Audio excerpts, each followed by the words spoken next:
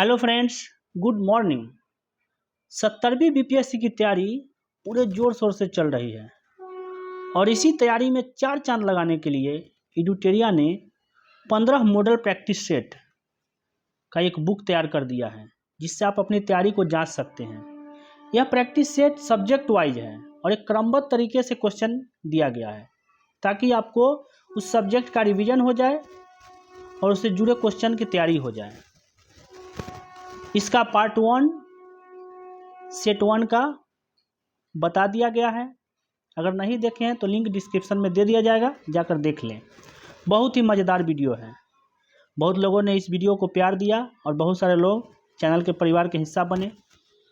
चलिए दोस्तों, तो इसका बहुत ही मज़ेदार तरीके से प्रत्येक क्वेश्चन का ब्रीफ डिस्कशन करते हुए, ताकि आपको याद हो जाए और आप बोर भी ना हो, ऐसा मज़ेदार तरीका से बताएंगे। अगर वीडियो अच्छा लगे तो वीडियो को लाइक और चैनल को सब्सक्राइब करके दोस्तों में शेयर कर दें, ताकि उनको भी फ़ायदा हो जाए। चलिए, तो समय को न गवाते हुए शुरू कर देते हैं। एकदम सीरियस नहीं होना है, परीक्षा के दिन खाली सीरियस होना है, ठीक है। क्वेश्चन बनाने में कोई सीरियस नहीं, एकदम फुल डिस्कस कीजिए गर्दा छोड़ा के। चलिए, तो पहला क्वेश्चन देख लेते हैं। क्या है पहला क्वेश्चन जी? रिक्त स्थान भरना है। 54वां नंबर क्वेश्चन, 53 तक पार्ट 1 में किया हुआ है। 54 नंबर क्वेश्चन है, 1844-45 में कोल्हापुर, सामागढ़ आदि क्षेत्रों में परंपरागत दुर्ग सैनिकों के बेरोजगार होने का परिणाम था। 1844-45 में जो है कोल्हापुर है एक जगह और एक सामानगढ़ है, ठीक है। इसमें ना मराठा के परंपरागत दुर्ग सैनिक थे। जब ये परंपरागत दुर्ग सैनिक को क्या किए, समाप्त कर दिए। कोल्हापुर, सामानगढ़ आदि के प्रशासनिक पुनर्गठन करके अंग्रेजवा क्या किए कि कहा कि प्रशासनिक पुनर्गठन करेंगे और तुम दुर्ग सैनिक लोग समाप्त हो जाओ। पहले ही दुर्ग सैनिक को अपना सैनिक के काम के लिए कर मुक्त भूमि मिलता था, ठीक है। अब बेचारा बेरोजगार हो गया तो इन लोगों ने विद्रोह कर दिया। तो कौन विद्रोह किया जी? गडकरी विद्रोह। कौन सा विद्रोह किया? गडकरी विद्रोह। नितिन गडकरी वाला नहीं, ये मराठा के सैनिक वाला विद्रोह है, गडकरी विद्रोह, समझे। चलिए आगे चलते हैं, समझ गए हैं तो आगे देख लेते हैं। किस आदिवासी विद्रोह को उलगुलान के नाम से जाना जाता है?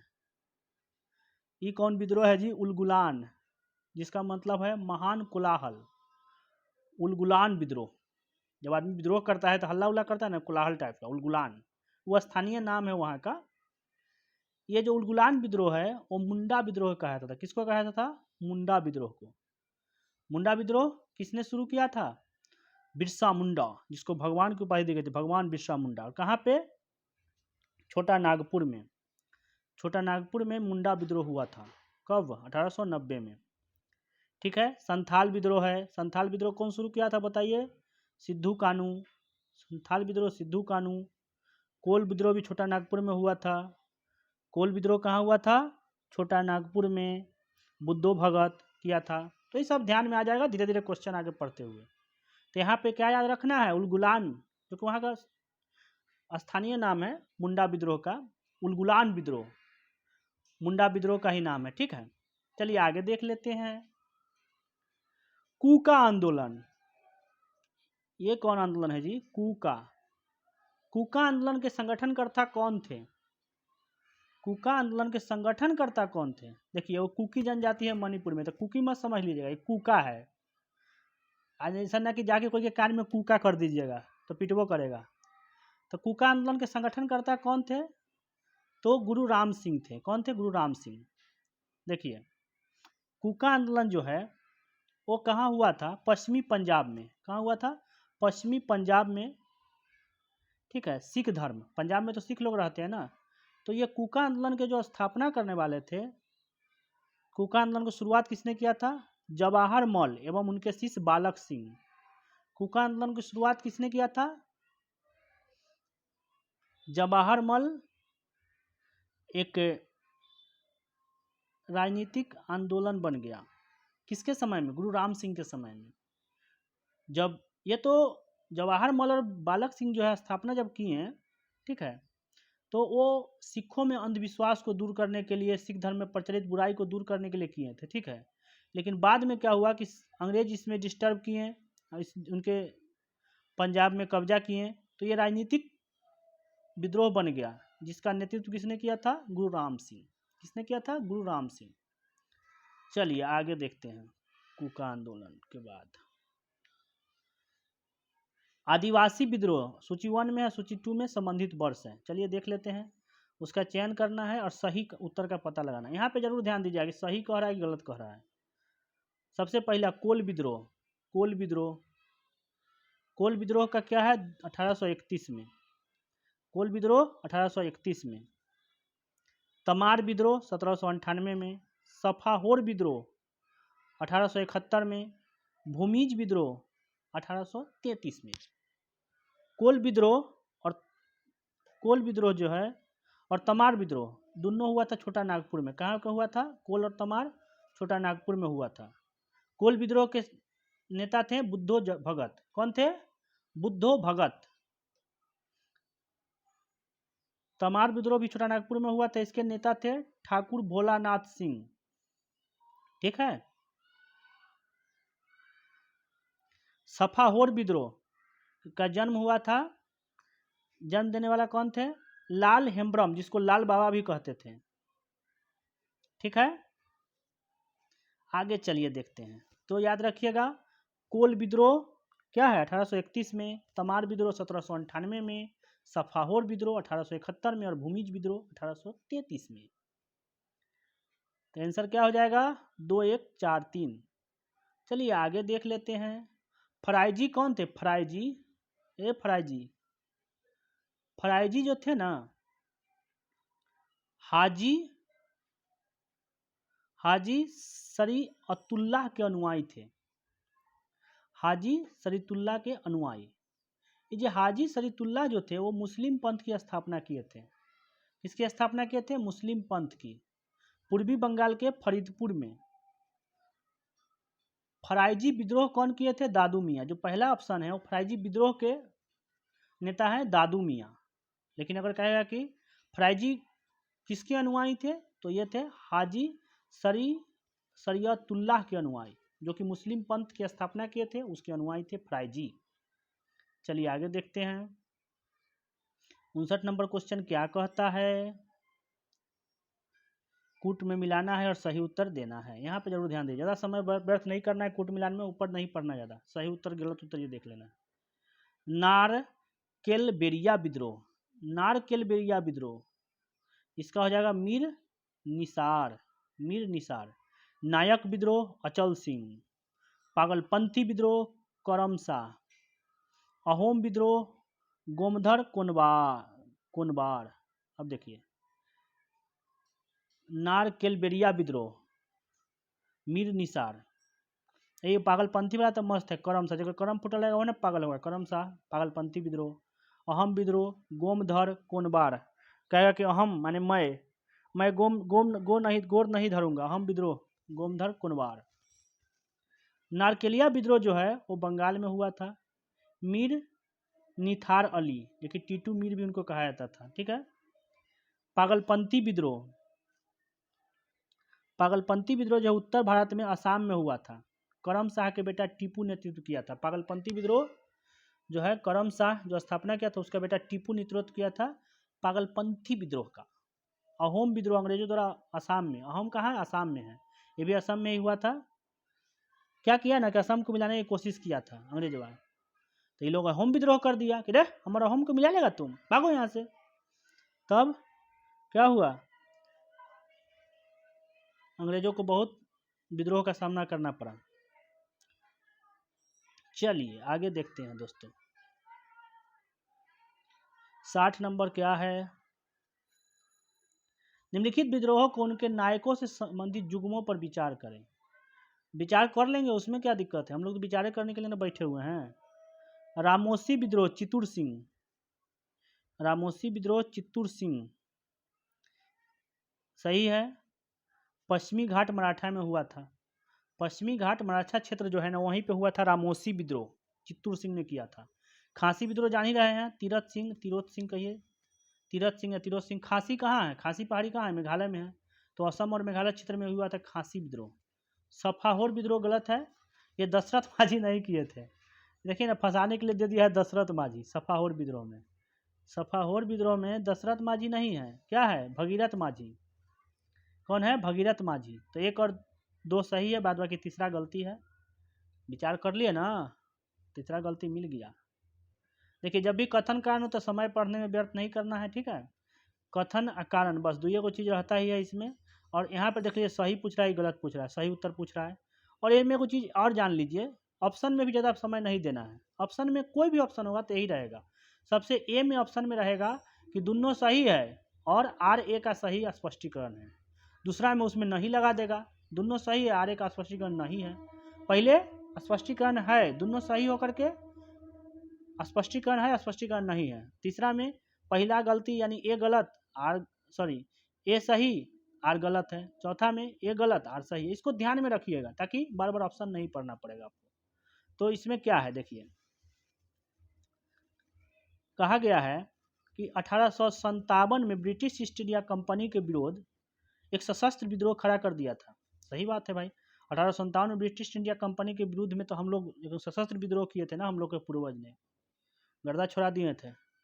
ब्रिटिश विस्तारवादी नीतियों, आर्थिक शोषण और विभिन्न वर्षों में प्रशासनिक नमूनों ने विभिन्न भारतीय समुदायों को प्रतिकूल रूप से प्रभावित किया था भाई। इसीलिए तो हुआ था, यही तो कारण है कि ब्रिटिश जो है विस्तार करना चाहते थे। झांसी की रानी के राज हड़प लिए, सतारा हड़प लिए, बहुत सारा हड़प लिए डलहौजी ने। तब आ गया बेचारा कैनिंग, बेचारा पड़ गया कैनिंग पड़े, आर्थिक शोषण किया, ठीक ना। तो इसलिए तो हुआ था, दोनों सही है और इसका कारण भी वही है, आर, यानी ए आंसर हो जाएगा, ठीक है। 1857 ईस्वी के विद्रोह का प्रतीक क्या था? हाँ, बहुत मस्त है। प्रतीक बहुत जरूरी चीज़ होता है, सिंबल। सिंबल जो है ना, आप बना लीजिए कोई चीज़ के, तो आप ही लोग जानिएगा, जैसे अंग्रेज नहीं पता होगा, यहाँ पे लोग विद्रोही को पता है। क्या रख लिया था प्रतीक? कमल और रोटी, कमल और रोटी। मान लीजिए कोई आदमी की जी कहाँ चल रहे हैं विद्रोह करने, तो हाथ में खाली कमल और रोटी दिखा दिया, अंग्रेज देखते रहा तो क्या दिखा रहा है जी, यहाँ तो विद्रोह करने चल दिया, कमल और रोटी। ऐसे भी आदमी रोटी के लिए कमाता है, कमल रोटी याद रखो, रखिए। चलिए दोस्तों, 1857 में 1857 के विद्रोह के किस नायक को विद्रोह का प्रकाश स्तंभ और डंका शाह के नाम से जाना जाता था? देखिए कई वो नायक मिल रहा है ये बड़ी मस्त वाला आदमी थे। क्या नाम था इनका? मौलवी अहमदुल्ला शाह, मौलवी अहमदुल्ला शाह। अब सोचिए कि इनको प्रकाश स्तंभ और डंका शाह क्यों कहा जाता था जी? ये गजीब आदमी थे। मौलवी बनने के लिए, समझे, मौलवी बनने को दक्षिण भारत से फैजाबाद आए थे, यूपी के फैजाबाद में, और अवध में मई 1857 में विद्रोह शुरू किए थे, ठीक। और इनको प्रकाश स्तंभ और डंका शाह क्यों कहा जाता था? ये जो थे ना, जब चलते थे ना, तब पालकी में बैठ के चलते थे। कैसे चलते थे? पालकी में बैठ करके। और जिनको समर्थक थे वो ड्रम और डंका बजाते थे, इसलिए नाम होगा डंका शाह। क्या नाम था? मौलवी अहमदुल्ला शाह, मौलवी अहमदुल्ला शाह, ठीक है। इसलिए इनको नाम पड़ गया प्रकाश स्तंभ और डंका शाह के नाम से जाना जाता था। ये डंका वाला आदमी हो भाई। नीलांबर और पीताम्बर, नीलांबर और पीताम्बर एगो फिल्मों में था, नीलांबर पीताम्बर। 1857 ईस्वी के विद्रोह के प्रमुख नायक थे। इन्होंने किस क्षेत्र से संबंधित थे? वो किस क्षेत्र से थे? झारखंड से, झारखंड। नीलांबर पीताम्बर जो है 1857 के विद्रोह के प्रमुख नायक झारखंड से थे। क्यों भाई? ये क्या किए थे नीलांबर पीताम्बर? दो भाई थे, भोक्ता समुदाय के दो भाई थे नीलांबर पीताम्बर। एगो अंग्रेज पक्षधर था रघुवर दयाल, उस पर ही हमला किए थे। रघुवर दयाल पर हमला का नेतृत्व किए थे। तो अंग्रेजवा कहा कि रे, हमारे पक्षधर आदमी का तुम हमला कर दिया, चलो इसको फांसी दे दो। बताइए तो, एक तो सब विश्वासघात भी करता है ये लोग, रघुवर दयाल अपने देश के आदमी को मरवा दिया इस चक्कर में। बताइए, आगे चलिए। 1 2 मिलाना है, सही उत्तर देखना है ना। चलिए देखते हैं हम लोग। गोरखपुर, गोरखपुर का गजाधर सिंह गोरखपुर गजाधर सिंह, ठीक है, तो मिल गया, गोरखपुर से गजाधर सिंह। मथुरा देवी सिंह, मथुरा में देवी, मथुरा में कृष्ण जी थे ना, तो देवी जरूरी है ना। मेरठ, मेरठ में कदम सिंह, मेरठ में कदम सिंह, कदम रख के कदम मोड़ा गया था मेरठ। ग्वालियर, ग्वालियर में तात्या टोपे, ग्वालियर में तात्या टोपे, ग्वालियर में कौन है, तात्या टोपे, टोपे। तो गोरखपुर में गजाधर सिंह, मथुरा में देवी सिंह, है ना। मेरठ में, मेरठ में कौन है, कदम सिंह, कदम रखे ममरा गया था मेरठ। ग्वालियर, तो ग्वार याद कर लीजिए, तात्या टोपे, है ना। ऐसे याद कर लीजिए, कुछ कुछ ट्रिक लगा कर याद कीजिएगा तो सब याद रहता है, और कोई बात है नहीं। इसका आंसर 3 4 2 1 हो जाएगा, बी। चलिए आगे देख लेते हैं, 65 तक हो गया। नेक्स्ट पेज में आ जाते हैं हम लोग। मजा आ रहा है ना दोस्तों। नन्ही चिट्ठी दाना लेकर चलती है, दीवारों पर चढ़ती 100 बार फिसलती है, आखिर उसकी मेहनत बेकार नहीं होती, कोशिश करने वालों की कभी हार नहीं होती। आप बीपीएससी को बार बार पीटी दे रहे होंगे, मेंस दे रहे होंगे, कुछ कुछ नंबर छूट जा रहा होगा, तो आप कोशिश करते रहिए, एक न एक दिन आपको सफलता जरूर मिलेगी। चलिए दोस्तों, नेक्स्ट क्वेश्चन चलते हैं। 81, एक पेज ज़्यादा उल्टा गया है, पिछला पेज में है। चलिए देखते हैं। 81 नहीं है दोस्तों, सॉरी, 65 तक डिस्कस हुआ था, 66 नंबर क्वेश्चन है। चलिए देख लेते हैं 66 नंबर क्वेश्चन क्या है। 1857 का विद्रोह संजोग से उपजा एक राष्ट्रीय विद्रोह था, उपरोक्त कथन किनका है। 1857 का जो विद्रोह था वो संजोग से उभरा हुआ राष्ट्रीय विद्रोह था। ये कौन कहा था जी कि संजोग से हो गया है राष्ट्रीय विद्रोह। ये कहा था Benjamin Disraeli, Benjamin Disraeli. Benjamin Disraeli था कौन जी, तो उस समय ना ब्रिटिश सांसद था, कौन पार्टी के, कंजर्वेटिव पार्टी के, और ये 2 बार पीएम भी बना है। यही कहा था कि जो है ना 1857 का विद्रोह तो संजोग से उपजा हुआ राष्ट्रीय विद्रोह है। बेंजामिन डिज़रायली, वो बेंजामिन फ्रैंकलिन थे, तरी चालक की खोज किए थे। ये बेंजामिन डिज़रायली है, ये दूसरे जैसा करंट मारता है, कहता है कि विद्रोह था, संजोग से हुआ था। अरे भाई गड़बड़ा गया, 1857 में हम लोग आज़ाद हो जाते हैं, तुम लोग क्या बोल रहा है। चलिए, वह विद्रोही, वह विद्रोहियों, 67 नंबर क्वेश्चन, वह विद्रोहियों के बीच एकमात्र पुरुषत्व वाली महिला थी। झांसी की रानी वीरता के संदर्भ में उपरोक्त कथन किसका है। वाह, नारी हो तो ऐसा, जिसका मरने के बाद भी उसको मारने वाला प्रशंसा कर रहा है। रानी लक्ष्मीबाई। कौन इसको मारा था, रानी लक्ष्मीबाई को मारा था कौन, सर ह्यूरोज, ब्रितानी सेना के जनरल था, जो अंग्रेजी टुकड़ी के ब्रितानी सेना के जनरल थे, सर ह्यूरोज, याद रखिएगा, ब्रितानी सेना के जनरल सर ह्यूरोज। रानी को मार दिया, महारानी लक्ष्मीबाई को, ठीक है। महारानी लक्ष्मीबाई जो है उनकी मृत्यु कब हुआ था, 18 जून 1858, याद रखिएगा 18 जून 1858 को, 18 दोनों में लगा 8 18 जून 1858, ग्वालियर के पास कोटा की सराय में, ठीक है। तो महारानी लक्ष्मीबाई याद कैसे करेंगे, हीरोज, बताइए। महारानी लक्ष्मीबाई जो थी एकदम हीरो थी, मतलब भारतीय क्रांति का, 1857 क्रांति का हीरो थी तो लड़की, लेकिन समझिए कि एकदम हीरो मर्दाना शक्ति था, खूब लड़ी मर्दानी हुआ, तो झांसी वाली रानी थी, तो हीरो, उसको मारा दिया हीरोज। ऐसे याद करना है ट्रिक बना करके, ठीक है दोस्तों। अगला चलिए, 1857 ईस्वी क्रांति जो है शुरुआत कहाँ से हुआ था, इसमें लोग बड़ी कंफ्यूज जाते हैं, क्योंकि इसके पहले जो है ना बैरकपुर में मंगल पांडे जो है उनको फांसी मिला था, तो लोग बैरकपुर वाला याद रखते हैं, गड़बड़ा जाता है। तो याद रखिएगा दोस्तों, 1857 ईस्वी क्रांति की शुरुआत मेरठ में हुआ था। मेरठ कहाँ, यूपी में, 10 मई 1857 को। 31 मई का ये डेट था दिया हुआ, पहले ही लोग आक्रोश में आकर के कर लिया।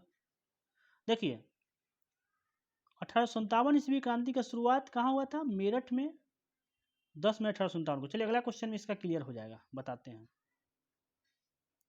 1857 ईस्वी क्रांति के नायक मंगल पांडे को कब फांसी की सजा दी गई। देखिए हुआ क्या था कि मंगल पांडे जो थे वो 34वीं बंगाल इन्फेंट्री के सिपाही थे। 34वीं, याद रखें 34वीं थे, ये पूछता है।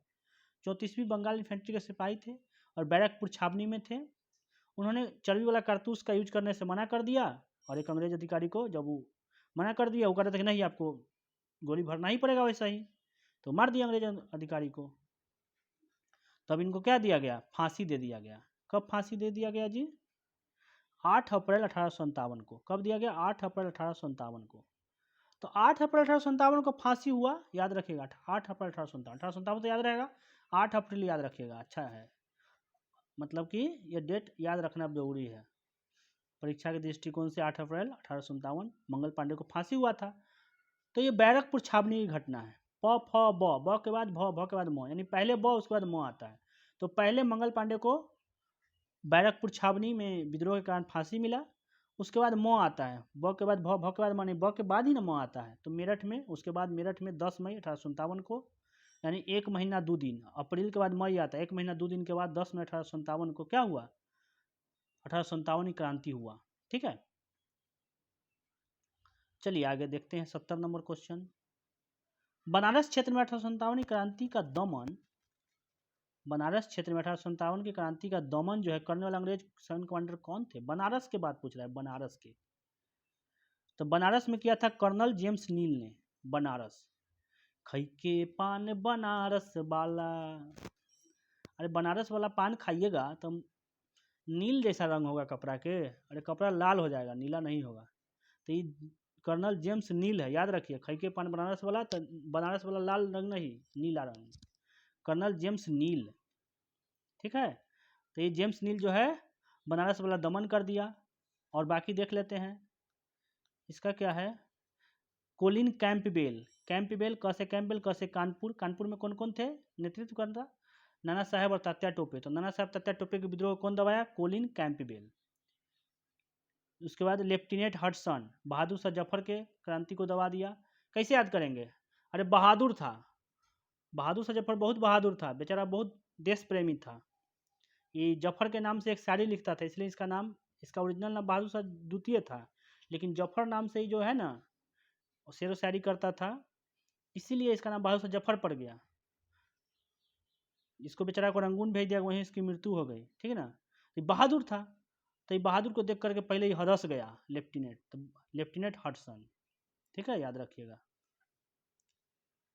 तो लेफ्टिनेंट हडसन, बहादुर शाह जफर दिल्ली वाला आक्रमण अथी कर दिया। ठीक है, चलिए आगे देखते हैं। 1857 की क्रांति की देशव्यापी शुरुआत के लिए कौन सी तिथि को निर्धारित किया गया था, वही बता रहे हैं।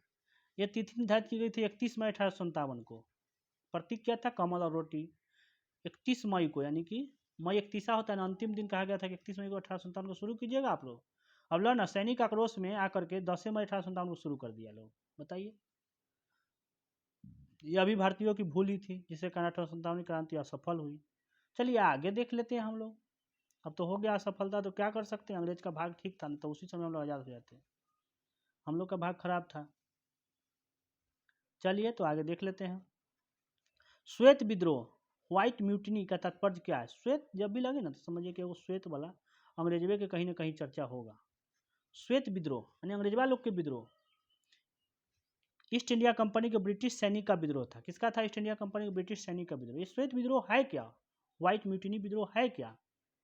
देखिए, ब्रिटिश सेना में जो है ना एक आर्मी थी, ब्रिटिश सेना में एक कंपनी की आर्मी थी। ठीक है, क्या था, एक क्वीन की आर्मी थी, रानी की आर्मी थी, और एक था, एक क्वीन की आर्मी थी और एक था ब्रिटिश कंपनी की आर्मी। ठीक है, तब जो क्वीन रानी की जो आर्मी थी ब्रिटेन में, वो तो ब्रिटेन में ही रह के काम करता था, लेकिन जो कंपनी सेना की आर्मी था वो देश के बाहर रह के काम करता था। इसको एक्स्ट्रा भत्ता मिलता था। क्या मिलता था, एक्स्ट्रा भत्ता मिलता था।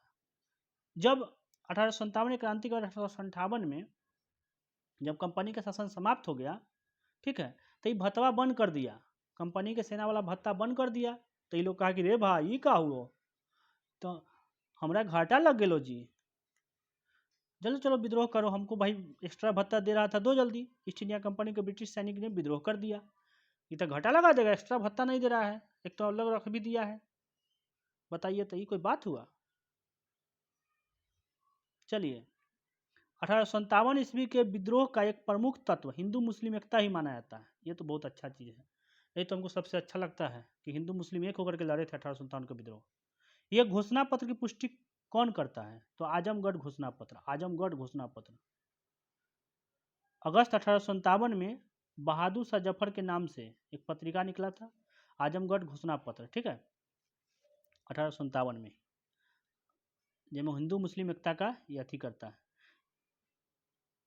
ये हिंदू मुस्लिम एकता जो है किसके खिलाफ था? अंग्रेजों के खिलाफ। अंग्रेज के खिलाफ हम सभी भारतीय, हिंदू हो या मुस्लिम, एकदम एकत्रित रहेंगे। आज भी 1857 की क्रांति से सीख लीजिए आप लोग, हम सभी लोग सीख लेंगे। चलिए,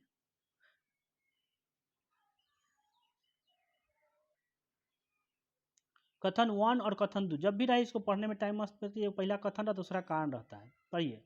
19वीं शताब्दी के सामाजिक आर्थिक सुधार आंदोलन के कारण भारत का आधुनिकीकरण हुआ। आधुनिकीकरण तो जरूर हुआ, कैसे हुआ? सामाजिक आर्थिक सुधार के कारण। और इसमें और क्या कारण थे? सामाजिक धार्मिक आंदोलन जड़ में, सामाजिक धार्मिक आंदोलन के जड़ में बुद्धिवाद, मानवतावाद तथा वैज्ञानिक दृष्टिकोण जैसे विचार थे जो आधुनिकता के आधार माने जाते हैं। दोनों सही है। देखिए, उस समय ना पूरा बुद्धिजीवी जो दो जो है, बुद्धिजीवियों और मध्य वर्ग द्वारा जो है सामाजिक सुधार किया गया। धार्मिक आंदोलन के जड़ में बुद्धिवाद, मानवतावाद, वैज्ञानिक दृष्टिकोण का विकास हुआ, जिसमें क्या हुआ? आधुनिकीकरण हुआ भारत का। ठीक है दोस्तों, तो दोनों सही है। और इसका व्याख्या है आर जो है ये की सही व्याख्या। आगे देख लेते हैं हम लोग। रिक्त स्थान की पूर्ति करना है, कर लेते हैं पूर्ति। कहलाओ का पूरा पढ़े भाई। 19वीं शताब्दी के सुधार आंदोलन की दो धाराएं थी। पहली सुधारवादी आंदोलन, दूसरा क्या था भाई? सुधारवादी आंदोलन में ना ब्रह्म समाज, प्रार्थना समाज, अलीगढ़ आंदोलन, ये सब सुधारवादी आंदोलन में था। दूसरा था पुनर्जागरणवादी आंदोलन। कौन था? पुनर्जागरणवादी आंदोलन, आर्य समाज, देवबंद समाज, ये सब। ब्रह्म समाज जो है सुधार किए ना जी, राजा मोहन राय ब्रह्म समाज के सती प्रथा का अंत किए। प्रार्थना समाज, आर्य समाज के कौन थे? आर्य समाज के दयानंद सरस्वती थे ना, वेदों की ओर लौटो। पुनर्जागरण, पुनः जागना, वेदों की ओर लौटो, आर्य समाज से हो गया पुनर्जागरण। चलिए 76वां देखते हैं। हिंदू विधवा पुनर्विवाह, हिंदू विधवा पुनर्विवाह अधिनियम कब पारित किया गया जी? विधवा का पुनर्विवाह बताइए। जब 1828 में 1828 में राजा मोहन राय ने ब्रह्म समाज की स्थापना की थी। ठीक है। अब बेंटिक ने उसके बाद सती प्रथा का अंत किया था 1829 में। तो उसके बाद जब सती प्रथा का अंत हुआ तो सती नहीं जलाया जाता था, तो बहुत सारे विधवा लोग थे, तो उनका पुनर्विवाह तो होना जरूरी है ना जी। तो सोचिए 1828 से 29 में वो काम हो गया। 1856 में जाकर के विधवा पुनर्विवाह लागू हुआ, वो भी ईश्वर चंद्र विद्यासागर के सपोर्ट से। सोचिए 27 साल बाद जाकर के विधवा को उसका अधिकार मिला ताकि वह पुनर्विवाह कर सके। ठीक है। किसके प्रयास से? ईश्वर चंद्र विद्यासागर के प्रयास से। वर्ष 1906 में भारतीय महिला विश्वविद्यालय की स्थापना कहाँ की गई थी? बम्बई में। प्रोफेसर डी के करगे, प्रोफेसर डी के करगे किए थे बम्बई में भारतीय महिला विश्वविद्यालय की स्थापना। चलिए आगे देख लेते हैं। 1930 ईस्वी में पारित शारदा एक्ट के द्वारा लड़कों और लड़कियों के लिए विवाह की न्यूनतम आयु क्रमशः कितनी निर्धारित की गई थी? देखिए, विवाह का न्यूनतम आयु तो निर्धारित होना बहुत जरूरी है। और अभी जो है क्या है, लड़का लड़के दोनों के विवाह की आयु 21 वर्ष, दोनों का बराबर कर दिया गया है। सब बराबर, गाते रहिए, सब बराबर। चलिए, तो 1930 में शारदा एक्ट आया। शारदा एक्ट नाम क्यों पड़ा? क्योंकि शारदा, हरविलास शारदा के प्रयास से ही यह शारदा एक्ट आया था। ठीक है, इसीलिए इसका नाम शारदा एक्ट पड़ गया। और इस एक्ट में जो है लड़का की आयु 18 साल और लड़की की आयु 14 साल रखा गया। कितना? 18 साल 14 साल। सोचिए, अभी हाल ही मतलब इससे पहले जब 21 किया गया लड़की का भी, तो 18 साल था लड़की का। तो पहले लड़की वाला लड़का का था 18 साल, लड़की का 4 साल कम, 14 साल। अभी ठीक हुआ है, दोनों का 21 साल हो गया, यादों करने में दिक्कत नहीं होगा, बाल विवाह से लोग बचेगा। चलिए 79 नंबर देखते हैं। निम्नलिखित कथनों पर विचार करें। विचार कर लेंगे आप तो, अब टाइम खाते हैं विचार करवा के। क्या हुआ जी? लेकिन ये में जानते हैं विचार करने के बाद जो है ना, इसमें ये चीज़ जरूर पढ़ लीजिएगा कि कौन चीज़ पूछ रहा है। ये मत पढ़िए विचार वाला, लेकिन यहाँ पढ़िएगा कि असत्य कथन पूछ रहा है कि कौन सा कथन असत्य है, ना तो गड़बड़ा के चल रहिएगा परीक्षा में। यही तो टेस्ट प्रैक्टिस सेट में दिया जाता है। ध्यान, बंगाल सती रेगुलेशन 1829 रेगुलेशन, ये 10 हो गया, ये 7 17 हो गया, में सबसे पहले केवल बंगाल प्रेसिडेंसी में लागू किया गया। सही बात है भाई। 1830 में इसे मद्रास में बम्बई प्रेसिडेंसी में लागू किया गया।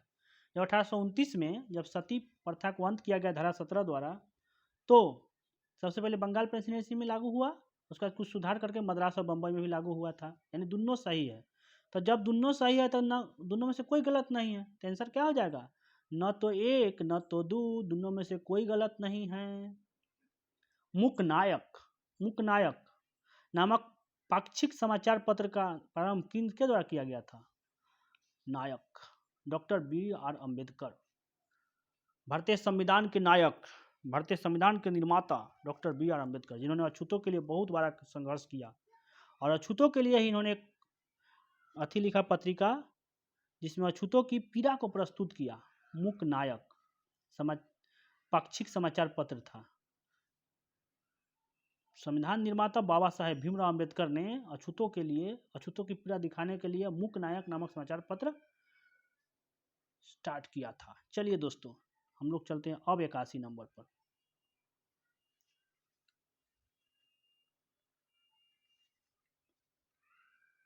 सूचीवान 81 नंबर पर चलते हैं। देखिए, इस सब में टाइम बर्बाद नहीं करना है। सूचीवान में क्या दिया हुआ है? दलित उद्धार से संबंधित वर्ष दिया हुआ है एक तरफ, और क्या? दलित उद्धार से संबंधित संस्था पत्रिका दिया हुआ है एक तरफ, वर्ष दिया हुआ है। इसमें क्या समय बर्बाद करना है? एक नजर देखिएगा फटाक से, बस आंसर दीजिए। बहिष्कृत भारत 1927 में, बहिष्कृत भारत 1927 में, ठीक है। बहिष्कृत हितकारिणी सभा 1924 में, अखिल भारतीय अनुसूची जाति महासंघ 1932 में, अखिल भारतीय हरिजन संघ 1942 में। बहिष्कृत वाला 1927 में। 27 होगा, जिसको 27 लग जाता है उसको सब बहिष्कृत कर देता है, इसे याद कर लीजिए। 27 लग गया बेचारा के जन्म लेते ही, तो सब बहिष्कृत कर दिया, कहा कि जब तक तो 27 का काम ना होगा तब तक तुम अलग रहो। बहिष्कृत हितकारिणी सभा 1924 में। बहिष्कृत भारत वाला हो गया अखिल भारतीय अनुसूचित जाति संघ, कब? 1932 में। 1932 में तो एक और इम्पोर्टेंट है ना, 32 जो था, पूना पैक्ट जो हुआ था 1932 में ही ना, भीमराव अम्बेडकर और महात्मा गांधी के बीच में पूना पैक्ट हुआ था, जिसमें दलितों के लिए सीट का आरक्षण जो है और एमजे मैक्डोनाल्ड से मांग के लाया था। जो तीनों गोलमेज सम्मेलन में भीमराव अम्बेडकर शामिल हुए थे, और वहाँ पर एमजे मैक्डोनाल्ड ने उनको क्या किया था? उनको स्पेशल सीट देने के लिए तैयार हो गया था। यहाँ पे गांधी जी अनशन पे बैठ गए थे, तब 1932 में मनाया गया और पूना पैक्ट हुआ। तो भीमराव अम्बेडकर बोले कि आप नहीं जानते हैं, दलितों पर बहुत अत्याचार होता है। तब गांधी जी कहें कि रुको, अब हम दलित के लिए सुधार करेंगे, और अखिल भारतीय हरिजन संघ का निर्माण किए थे, ठीक है। 1932 में अखिल भारतीय अनुसूचित जाति महासंघ 1932 में, और 1932 में ही पूना पैक्ट हुआ था, ठीक है। और उसके बाद जो है अखिल भारतीय हरिजन महासंघ 1942 में, ठीक है, 10 साल बाद। चलिए आगे देखते हैं 82 नंबर। ब्राह्मणों के खिलाफ आत्मसम्मान आंदोलन किनके द्वारा और कब कहाँ प्रारंभ किया गया? ब्राह्मणों के खिलाफ, सोचिए, ब्राह्मणों के खिलाफ जो है आत्मसम्मान आंदोलन ईबी रामास्वामी नायंकर द्वारा दक्षिण भारत में किया गया था। क्या हुआ था जी? इसमें ब्राह्मण लोग जो है ना, बहुत पहले थोड़ा सा गलती करते भी थे, दलितों को मंदिर में प्रवेश पर रोक लगा दिए थे। इसके लिए कहे कि मेरा भी अपना आत्मसम्मान है। दलित बोले कि हमारा भी अपना आत्मसम्मान है, हमको मंदिर में जाने पर रोक तो आप नहीं लगा सकते हैं। तो इस रोक को हटाने के लिए क्या हुआ? ब्राह्मण के खिलाफ आत्मसम्मान आंदोलन हुआ था। चलिए दोस्तों आगे देखते हैं। ईवी रामास्वामी नायंकर इसके नायक थे ईवी रामास्वामी नायंकर। दक्षिण भारत की बात है। समस्त मानव जाति के लिए एक ईश्वर, बहुत अच्छा कथन है। देखिए, समस्त मानव जाति के लिए एक ईश्वर, एक जाति एवं एक धर्म का नारा किन्होंने दिया था? श्री नारायण गुरु। जहाँ नारायण रहेगा वहाँ ऐसा ही होगा। समस्त मानव जाति के लिए एक ईश्वर, एक जाति और एक धर्म। नारायण गुरु कौन थे? तो दलित का दशा सुधारना चाहते थे, केरल के समाज सुधारक थे। नारायण गुरु केरल का समाज सुधारक थे जो दलित की दशा सुना था। अब दलित की दशा खराब थी तो इसलिए उनको ये बोलना पड़ा कि समस्त मानव जाति के लिए, इन्हें कि दलित के लिए अलग ईश्वर है, समस्त मानव जाति के लिए एक ईश्वर है, एक ही जाति है, ईश्वर के नज़र में सब जाति एक ही है और एक ही धर्म है, नारायण गुरु बोले थे। ठीक है, कथन और कारण वाला तो ध्यान रहे, समय पढ़ के बर्बाद नहीं करना है। वर्ष 1828 ईस्वी में राजा मोहन राय ने ब्रह्म समाज की स्थापना की। सही बाहो। भारतीय पुनर्जागरण के अग्रदूत या जनक कहा जाता है राजा मोहन राय को, भारतीय पुनर्जागरण का जनक, अग्रदूत। अगला क्या है? राजा राम मोहन राय हिंदू धर्म की बुराइयों से तंग आकर के नए धर्म की स्थापना करते थे। नहीं, ऐसा कभी नहीं करते किए थे। वो हिंदू धर्म में बुराई से, हिंदू धर्म की बुराई को हटाना चाहते थे, उसको शुद्धिकरण करना चाहते थे, लेकिन वो नया धर्म नहीं बनाना चाहते। गलत बात है ये, यानी कथन सही है, कारण गलत है। तो आंसर सी हो जाएगा, कथन सही है, कारण गलत है। ठीक है, 84 हो गया। अगला क्वेश्चन है, यंग बंगाल आंदोलन के प्रणेता कौन थे? यंग बंगाल आंदोलन के प्रणेता कौन थे? Henry Vivian Derozio. इसके लिए बड़ा फनी वो वर्ड आया है, Henry Vivian Derozio. Hindu college के युवा प्राध्यापक थे Henry Vivian Derozio. Young Bengal, young मतलब युवा, हिंदू कॉलेज के युवा प्राध्यापक थे हेनरी विवियन डिरेजियो। इस पर हमने बड़ा अच्छा ट्रिक बनाए हैं। हेनरी जो है ना बीवी से डरते थे और कहते थे कि हम यंग हैं, यंग बंगाल, और यंग वाला जोश है, लेकिन बीवी से डर रहे हैं। Henry Vivian Derozio. ठीक है, ज़्यादा सीरियस नहीं लेना है। चलिए, राजा राम मोहन द्वारा स्थापित, राजा राम मोहन राय द्वारा स्थापित प्रथम संस्था कौन थी जी? देखिए लोग इसमें फंसते हैं, ब्रह्म समाज को मार देंगे। ब्रह्म सभा नहीं है, ब्रह्म समाज नहीं है, आत्मीय सभा है। 1814 में आत्मीय सभा की स्थापना हुई थी। क्यों हुई थी? हिंदू धर्म के केश्वरवादी विचार का प्रसार करने के लिए। ब्रह्म समाज 1828 में हुआ था, 14 साल बाद हुआ था ब्रह्म समाज की स्थापना। ब्रह्म समाज ज़्यादा फेमस है, लेकिन आत्मीय सभा जो है वो पहले हुआ था। ठीक है, चलिए आगे देखते हैं। रामकृष्ण मिशन की स्थापना कब की गई थी? रामकृष्ण मिशन की स्थापना कब की गई थी बताइए? 1897 में। कब हुआ था? 1897 में। इसमें जो रामकृष्ण मिशन क्यों नाम पड़ा? स्वामी विवेकानंद के गुरु का नाम था रामकृष्ण परमहंस, रामकृष्ण परमहंस, इसलिए उन्होंने रामकृष्ण मिशन, यानी रामकृष्ण परमहंस का क्या मिशन है, क्या उद्देश्य है, उनकी शिक्षा का प्रचार प्रसार करने के लिए उन्होंने रामकृष्ण मिशन की स्थापना की थी। रामकृष्ण मिशन की स्थापना उनके उपदेश का प्रचार प्रसार करने के लिए 1897 में। कब? 1897 में।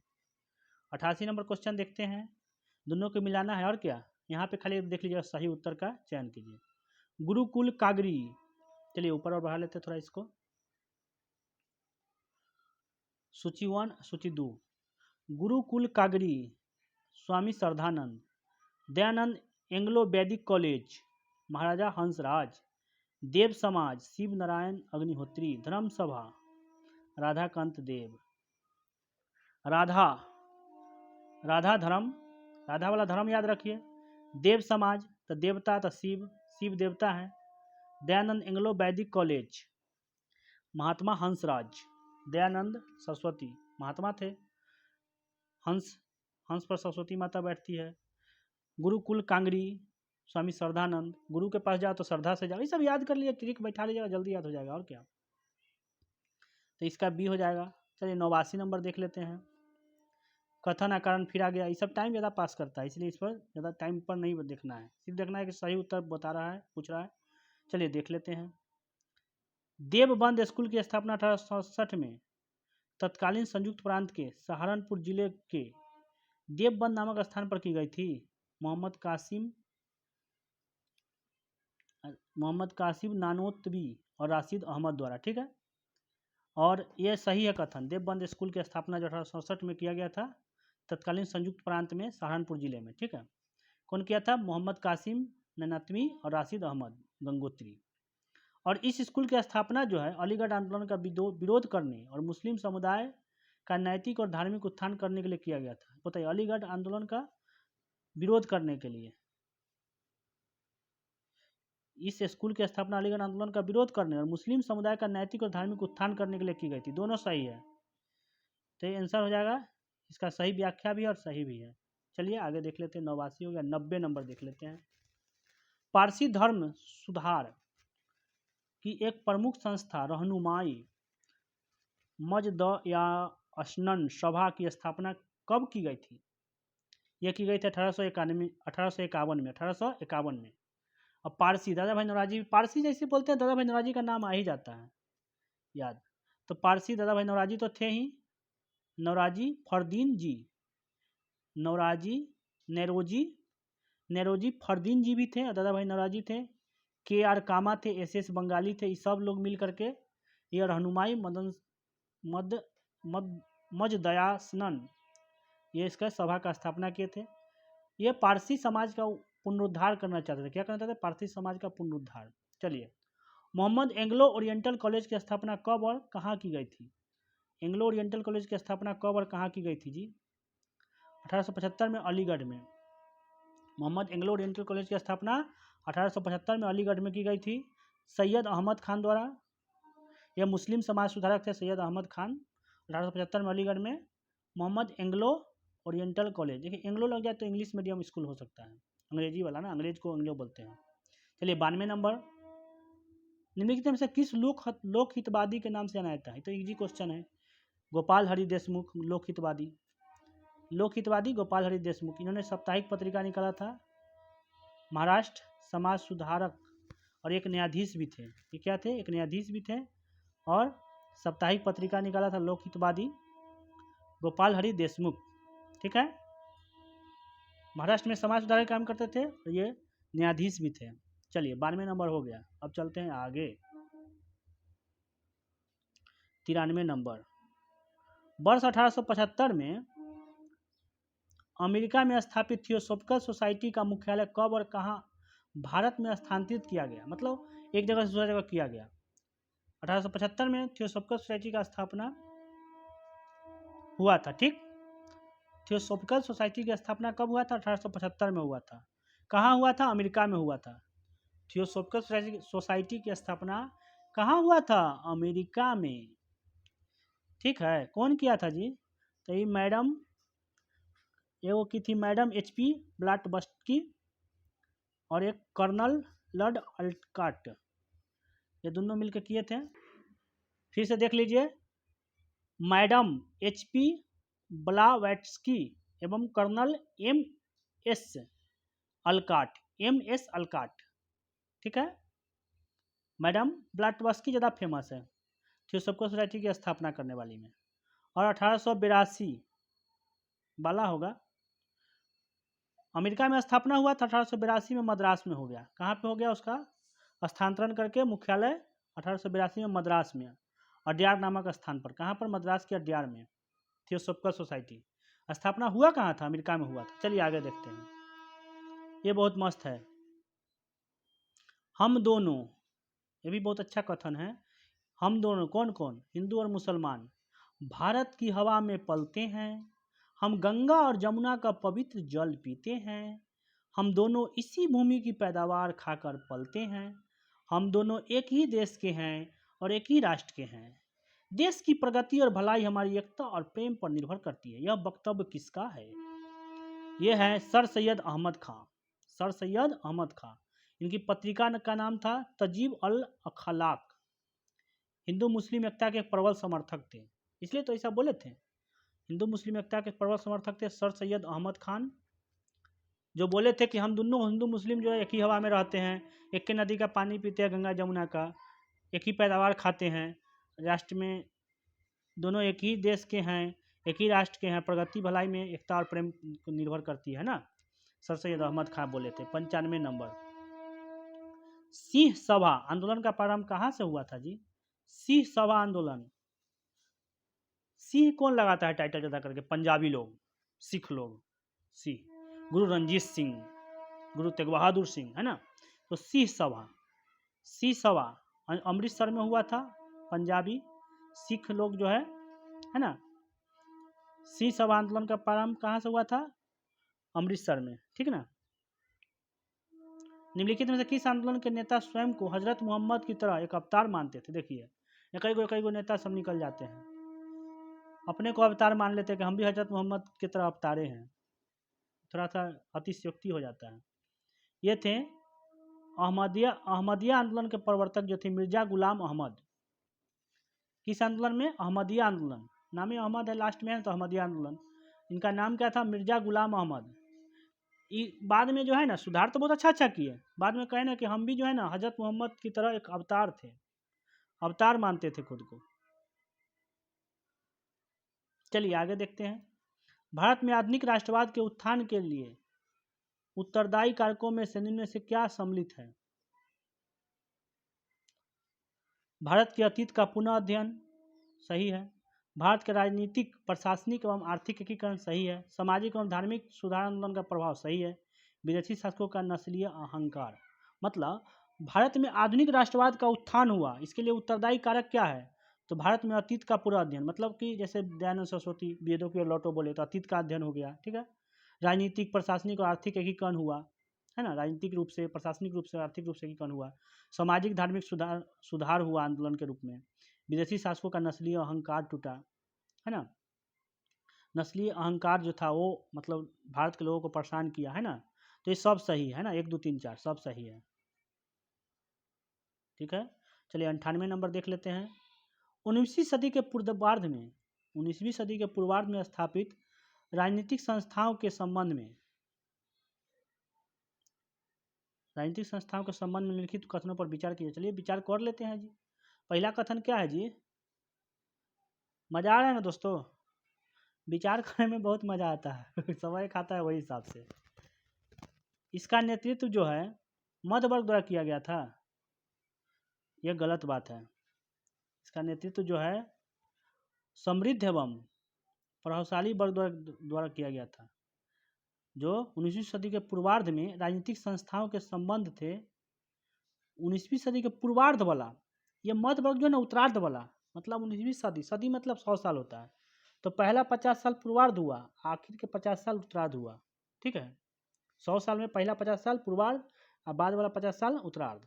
तो पूर्वार्ध में जो है ना समृद्ध एवं प्रभावशाली, पहले समृद्ध लोग आएंगे और तब जो है उत्तरार्ध में मध्य वर्ग आएंगे, तो ये गलत हो जाएगा। पूर्वार्ध में इसका मध्य वर्ग नेतृत्व नहीं किया था, पूर्वार्ध में।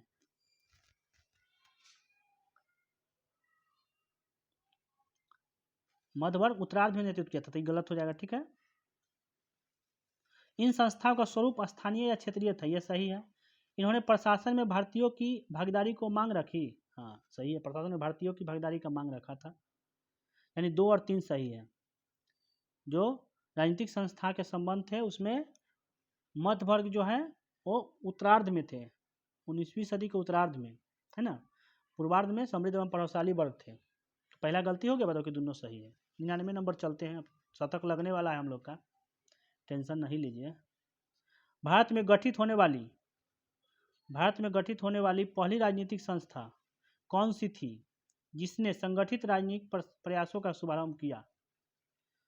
देखिए दोस्तों, इस संस्थाओं के नाम सुन करके आपको लगेगा कि बारे वाह, अंग्रेज के चमचे लोग पहले तैयारी हो गया था। जमींदारी एसोसिएशन, जमींदार के हित की सुरक्षा के लिए 1838 में लागू हो गया, पहली राजनीतिक संस्था थी। जमींदारी एसोसिएशन मतलब जमींदार का संघ, बताइए, जमींदार के हित के लिए 1838 में हुआ था, पहली संस्था इसको माना जाता है, ठीक है। अब एक और देख लीजिए 100 नंबर, उसके बाद सेशन खत्म करेंगे। मिलान करना है, चलिए मिला लेते हैं। बंगाल ब्रिटिश इंडिया सोसाइटी 1843 में, ब्रिटिश इंडिया एसोसिएशन 1851 में, बंग भाषा प्रकाशित सभा 1836 में, बॉम्बे एसोसिएशन 1852 में, बॉम्बे 52 में, बंग भाषा प्रकाशित सभा 1836 में, बंगाल ब्रिटिश इंडिया सोसाइटी 1843 में, Bengal British India society, British India association 1851 में। चलिए दोस्तों, आज के लिए इतना ही। अगर वीडियो अच्छा लगा हो दिल से, मेरे कहने से नहीं, आपको अगर सच में वीडियो अच्छा लगा हो तो वीडियो को लाइक कर दीजिए और चैनल को सब्सक्राइब करके हमारे चैनल का परिवार बन जाइए, ताकि जो भी वीडियो आगे डालेंगे बीपीएससी को ध्यान में रखकर वो आप तक डायरेक्ट पहुंच सके। और दोस्तों में भी शेयर कर दीजिए। जय हिंद, जय भारत।